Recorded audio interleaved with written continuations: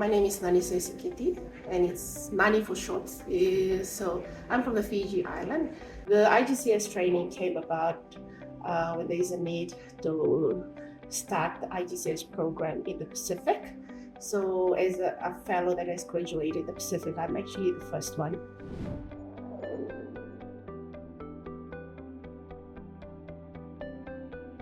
Are there any skills or knowledge that you gained through either the Gynecologic Oncology Fellowship or the pre-invasive training in general that has really made a big impact on your ability to care for patients? Yes, personally, I feel like my surgical skills have actually improved a lot. I can do a radical hysterectomy on my own now, which I never used to be able to do before. I'm able to evaluate how radical hysterectomy back at home and see what were the challenges that we had before.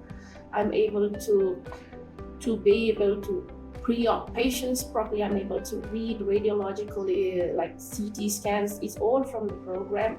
I'm able to know how important pre-op, like in terms of pathology review, in terms of radiology. These things, it was never there as a generalist, to be honest.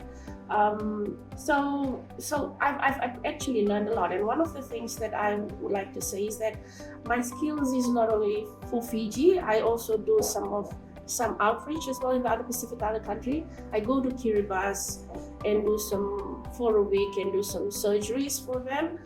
Kiribati is a small island. It's like a small island. They don't have CT scans. They do have CT scan, but they don't have pathology. It takes about 3 months. So most of their cervical tumors are undiagnosed, and they needed to be treated straight away.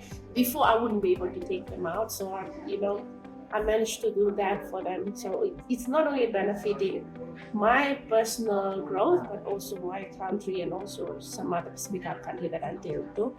And the patients. Yeah, the patients. Mostly that's mainly the benefit. Yeah. Right. What do you think this program could become if it had enough funding and even more funding that it needed? Yeah. What could happen?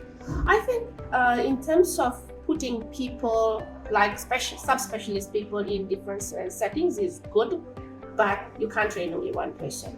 You have to train the whole lot of people. Like if you're gonna train a gynecologist, you have to train a pathologist, you have to train a radiologist. So some of these Pacific Island countries don't have pathology, so which can be challenging. We can put a gynecologist there, but if there's no pathology, then it can be difficult. So I think in terms of training, it should be a whole package. It'd be great to have someone there who's got a good surgical skills. But if we train one person, like for example, what I'm doing with Kiribati, if Kiribati have their own gynecologist, it'd be beneficial for them in terms of they'll be able to manage their cases once the person comes in instead of waiting for someone to come after how many months.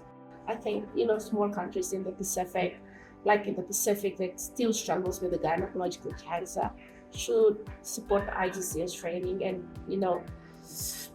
it's something that's a need for us. And, we've got people, we've got organizations that are out there to support us. All we have to do is say yes and look at it in a bigger picture. But if there's a world that's people have accessibility to gynecological cancer treatment, so it'll be amazing.